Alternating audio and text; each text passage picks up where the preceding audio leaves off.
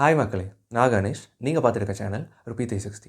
இன்றைக்கி நம்ம என்ன பார்க்குறோம் அப்படின்னா, psychology of money book chapter 4ஓட சம்மரி வந்து பார்க்கலாம். ஆத்தர் நேம் வந்து மார்கன் ஹவுசல். இவர் வந்து ஒரு காலம்னிஸ்ட்டு. 20 இயர்ஸாக வந்து ஃபினான்ஷியல் ஒப்பீனியன்ஸை வந்து வால் ஸ்ட்ரீட் ஜேர்னலில் வந்து எழுதிட்டு என்னென்னா கன்ஃபவுண்டிங் காம்பவுண்டிங் அப்படிங்கிறது. இந்த காம்பவுண்டிங் எஃபெக்ட்லாம் நம்ம பார்த்துருப்போம் இல்லையா? ஸோ அதை பேஸ் பண்ணி தான் வந்து இந்த சாப்டர் வந்து போகுது. இவர் வந்து ஐஸ் ஏஜை வந்து எக்ஸாம்பிளாக வச்சு ஸ்டார்ட் பண்ணுறாரு. இந்த ஐஸ் ஏஜில் வந்து உலகம் ஃபுல்லாக அந்த உரைப்பனியும் வந்து மூடி அதுக்கப்புறம் வந்து வெயில் காலம் வர மாதிரி காமிச்சு அதுக்கப்புறம் மெல்ட் ஆகி போகிற மாதிரிலாம் நம்ம படத்துலலாம் பார்த்துருப்போம். இந்த குரங்கு படம் அந்த மாதிரி இருக்க படத்துலலாம் நம்ம பார்த்துருப்போம். ஸோ அதை பேஸ் பண்ணி வந்து சொல்கிறாரு.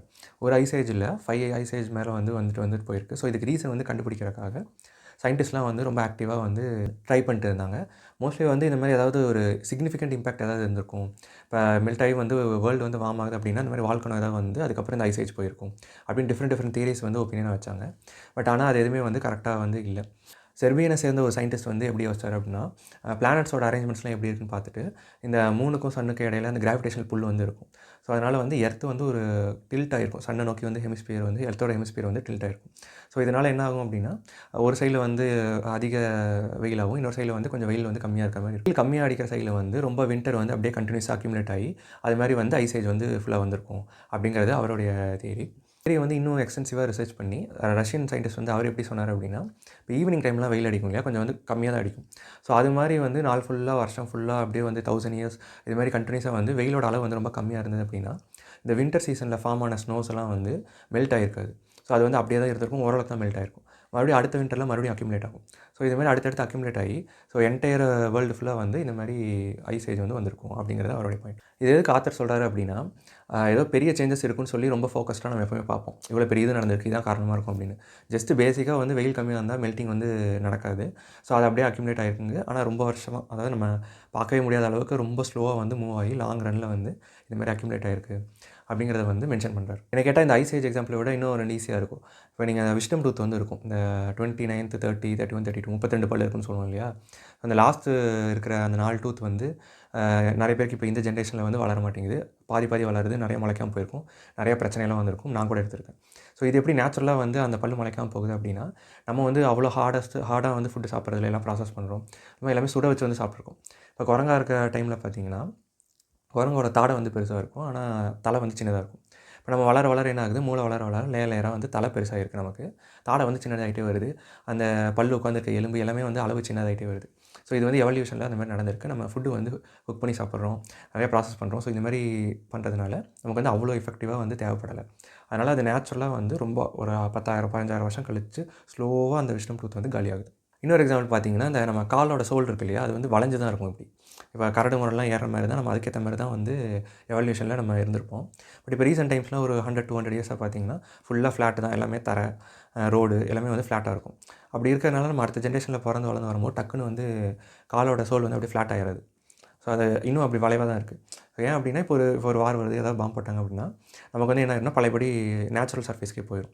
ஸோ நேச்சர் வந்து சடனாக நம்ம இங்கே கான்ஷியஸாக சேஞ்ச் கொடுக்குறோம் அப்படிங்கிறதுனால நேச்சர் உடனே வந்து சேஞ்ச் பண்ணிடாது. அது ரொம்ப ஸ்லோவாக லாங் ரனில் வந்து சேஞ்ச் பண்ணும்.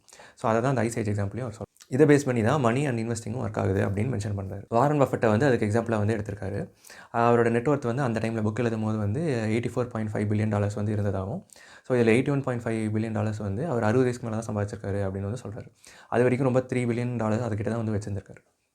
பஃபெட்டை பற்றி 2000க்கும் மேற்பட்ட புக் இருக்குது. எல்லா புக்லேயும் வந்து அவர் 3 குவார்ட்டராக வந்து அவர் தான் வந்து பெஸ்ட் இன்வெஸ்டராக வந்து இருந்திருக்காரு அப்படின்னு வந்து மென்ஷன் பண்ணியிருப்பாங்க. இதில் வந்து பார்த்தீங்கன்னா, அவர் வந்து 10 வயசுலேயே வந்து இன்வெஸ்ட் பண்ண ஸ்டார்ட் பண்ணிட்டாரு. லாங் ரனில் வந்து இன்வெஸ்ட் பண்ணியிருக்காரு. அவரோட ரிட்டர்ன் ஆன் இன்வெஸ்ட்மெண்ட் வந்து 22% அப்படின்னு மென்ஷன் பண்ணுறாரு.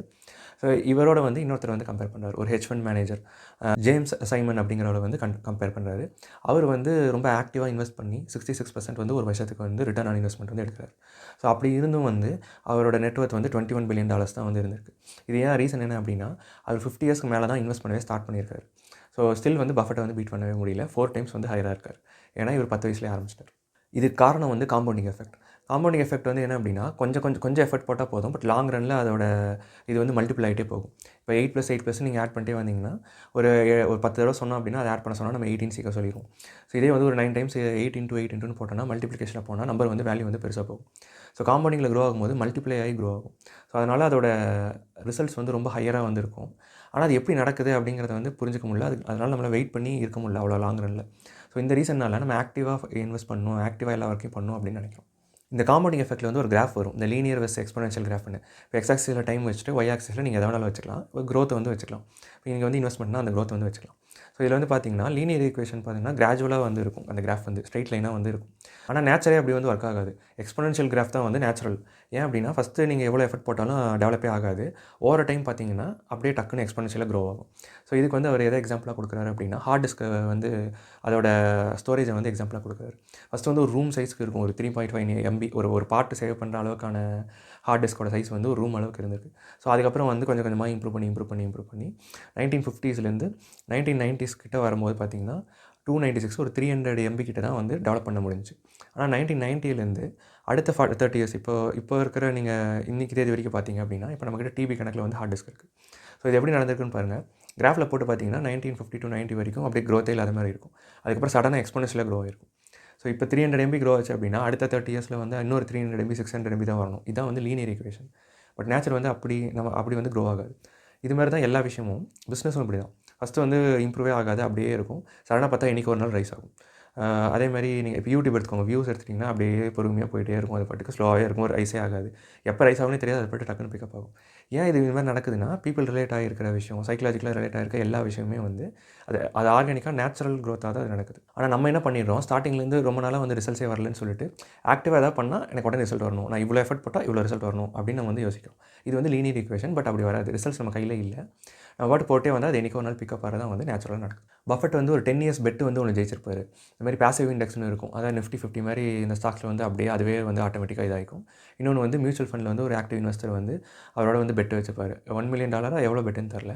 10 இயர்ஸ் பெட்டு வந்து இருக்கும். கடைசியில் பார்த்தீங்கன்னா அது ரிட்டர்ன் ஆன் இன்வெஸ்ட்மெண்ட்டில் வந்து அந்த பாசிவ் இண்டெக்ஸ் தான் வந்து ஜெயிச்சிருக்கும். இவர் இவ்வளோ ஆக்டிவாக இன்வெஸ்ட் பண்ணியும் அதை வந்து பீட் பண்ணிடும். ஸோ காம்பவுண்டிங் எஃபெக்ட் வந்து அவ்வளோ பவர்ஃபுல். நீங்கள் எவ்வளோ லாங் ரன் போகிறீங்களோ அதை பொறுத்து. இப்போலாம் நீங்கள் ஷார்ட்ஸ்லாம் பார்த்துருப்பீங்க. இவ்வளோ தூரம் பர்சன்டேஜ் வச்சு இவ்வளோ ரிட்டர்ன் ஆன் இன்வெஸ்ட்மெண்ட் வச்சு 20 இயர்ஸ் 30 இயர் போட்டால் இவ்வளோ ரிட்டர்ன் வரும் அப்படின்னு அது ரொம்ப இதுவாக காட்டுறதெல்லாம் இருக்கும் தான். பட் அதை நீங்கள் செய்யும் போது ரொம்ப கஷ்டமாக இருக்கும். அதை மெயின்டைன் பண்ணுறது எதுவுமே நம்ம எதாவது ஆக்டிவாக பண்ணால் தானே கரெக்டாக இருக்கும். எனக்கு இதை பற்றி தெரியும், அதை பற்றி தெரியும்னு சொல்லி நம்ம உடனே ஆக்டிவாக ஏதாவது பண்ணால் தான் ட்ரை பண்ணணுமே தவிர அமைதியாக போட்டு அப்படியே உட்காந்துருக்கலாம், லாங் ரன்னில் பார்க்கலாம் அப்படின்னு நம்ம நினைக்கிறதில்ல. இன்னொன்று என்னன்னா இந்த 20 இயர்ஸ் 30 இயர்ஸே வந்து பெரிய காம்பவுண்டிங் கிடையாது. ஏன் அப்படின்னா இப்போது நம்ம வந்து 2030s வந்து சம்பாதிக்கிறோம்னு வச்சுக்கோங்க. 60 இயர்ஸில் ரிட்டையர் ஆகிறோம் அந்த மைண்ட் செட்டில் இருக்கோம் அப்படின்னா இப்போ பஃபெட் வந்து 60 இயர்ஸில் இதே மாதிரி ரிட்டையர் ஆகியிருந்தாருன்னா அதை விட்டு ஒரு 10 மில்லியன் கூட இருந்திருக்காது, $10 million கூட இருந்திருக்காது அப்படின்னு வந்து ஆத்தர் சொல்கிறார். அவர் வந்து லாங் ரன்னில் இருந்திருக்காரு. இன்னும் டெவலப் ஆகியும் அது பெருசாக வந்து அப்படியே மறுபடியும் இன்வெஸ்ட் பண்ணிட்டு அப்பயும் அமைதியாகவே இருந்திருக்காரு. நம்ம இப்போ கணக்கு போகிறதெல்லாம் பார்த்தீங்கன்னா இப்போ 30 இயர்ஸில் இவ்வளோ ரிட்டர்ன் வரணும்னா ரிட்டர்ன் வந்து அதை எடுத்து மறுபடியும் நம்ம ஸ்பெண்ட் பண்ணிட்டா நம்ம வந்து பெருசாக ரிச்சாலாம் தெரிய மாட்டோம். இப்போ 30 இயர்ஸில் சம்பாதிக்க ஆரம்பிச்சு 60 இயர்ஸில் ரிட்டையர் ஆனவங்க பெருசாக நீங்கள் யாருமே பார்த்துருக்கவே முடியாது. அந்த மாதிரி அவங்க வந்து பெட்டராக இம்ப்ரூவ் ஆயிருக்காங்க, அவங்க பெட்டர் இன்வெஸ்டர் அப்படின்னு நம்ம சொல்லவே முடியாது. ஸோ அதுக்கப்புறம் க்ரோ தான் நீங்கள் வந்து பெரிய இன்வெஸ்டர் ஆகும். ஸ்டில் உங்களுக்கு அவ்வளோ பணம் தேவையில்லை, நீங்கள் அப்படி பணக்காரர் ஆகணும் அப்படிலாம் நினைக்கலாம் கூட நீங்கள் அட்லீஸ்ட் 10 இயர்ஸ் 20 இயர்ஸ் இது மாதிரியாவது அட்லீஸ்ட் இன்வெஸ்ட் பண்ணி ஒரு ஹியூஜ் கார்பஸை வந்து சேர்க்கணும். கடைசியாக என்ன சொல்கிறாரு அப்படின்னா ஷட் அண்ட் வெயிட்டுங்கிற மாதிரி தான் ஒரு புக் இருக்கணும் அப்படிங்கிற மாதிரி மென்ஷன் பண்ணுறாரு. இப்போ எக்கனாமிக் ஆக்டிவிட்டி வந்து லாங் ரனில் ஒரு 150 இயர்ஸ் 100 இயர்ஸ் ட்ராக் பண்ணால் அதுவே வந்து எல்லாத்தையும் சொல்லிடும். சும்மா வந்து இந்த எக்கனாமிக் சைக்கிள்ஸ் சின்ன சேஞ்சஸ் ஒரு 10 இயர்ஸ் 5 இயர்ஸ் இது மாதிரிலாம் எவ்வளோ பண்ணால் கூட லாங் ரனில் வரதுலேயே தெளிவாக தெரிஞ்சிடும் எக்கனாமி வந்து எப்படி க்ரோ ஆகிருக்கு. ஸோ வந்து நீங்கள் வெயிட் பண்ணுங்கள் அப்படின்னு சொல்கிறேன். அதே மாதிரி பீப்புளையும் ப்ளேம் பண்ண முடியாது. அவங்க எஃபர்ட் போட்டு அதில் ஏதோ ஒர்க் பண்ணி அதை தான் அச்சீவ் பண்ணணும்னு நினைப்பாங்க. யாரும் வந்து சும்மா உட்காந்து பண்ண மாட்டாங்க. ஸோ அது வந்து புரிஞ்சிக்க முடியுது. பட் என்ன அப்படின்னா ஒரு சக்ஸஸ்ங்கிறது மெயின்டைன் பண்ணிகிட்டே இருக்க முடியாது. ஒரு பெரிய ரிட்டர்ன் ஆன் இன்வெஸ்ட்மெண்ட் நீங்கள் எடுத்துட்டிங்கன்னா அதே ரிட்டர்ன் ஆன் இன்வெஸ்ட்மெண்ட் வந்து நீங்கள் ரிப்பீட் பண்ணவே முடியாது. மறுபடியும் ரிப்பீட் பண்ணிட்டே இருக்க முடியாது. ஸோ இது வந்து சைக்கலாஜிக்கலாக வந்து எமோஷனலாக டவுன் ஆகி நிறைய ட்ராஜிக் ஸ்டோரிஸ்லாம் பின்னாடி வரும். அதை நான் அடுத்தடுத்த சாப்டர்ஸில் சொல்கிறேன் அப்படின்னு மென்ஷன் பண்ணுறாரு. ஓரளவுக்கு குட் ரிட்டர்ன்ஸ் பண்ணிவிட்டு ஓரளவுக்கு எஃபர்ட் போட்டு லாங் ரனில் அதை அப்படியே கண்டினியூஸாக மெயின்டைன் பண்ணுறது தான் பெட்டர் ரிட்டர்ன்ஸாக வந்து இருக்கும். காம்பவுண்டிங் எஃபெக்ட் வந்து வெறும் மணிக்கு மட்டும் கிடையாது, எல்லா இடத்துலையும் பொருந்தும். இப்போ நீங்கள் ரிலேஷன்ஷிப் எடுத்தாலும் அதுலேயும் வந்து பொருந்தும். இப்போ நீங்கள் இப்போ ஏதாவது புதுசாக வந்து ஒரு ஹேபிட் வந்து ஃபார்ம் பண்ணணும், ஒரு ஜிம் போகணும் அப்படின்னு நினைக்கிறீங்கன்னா ரொம்ப ஹெவியாக வந்து லோட் பண்ணி அப்படியே ரொம்ப ஹெவியாக ஒர்க் பண்ணிங்கன்னா இன்டென்சிட்டி ஹையராக பண்ணிங்க அப்படின்னா கன்சிஸ்டன்சி வந்து லோவர் ஆயிரும். ஓவர் டைம் உங்களால் பண்ண முடியாது. வந்து கன்சிஸ்டண்ட்டாக பண்ணணும்னா கொஞ்சம் கொஞ்சமாக எஃபர்ட் போட்டால் போதும். ஒரு புக்கு படித்து முடிக்கணும்னா கொஞ்சம் கொஞ்சமாக பார்த்தா போதும். ஏதோ ஒன்று லேர்ன் பண்ணணும் புதுசாக நினைக்கிறீங்க, கொஞ்சம் கொஞ்சமாக செக்ரிகேட் பண்ணி சின்னதாக ஆரம்பித்தா போதும்.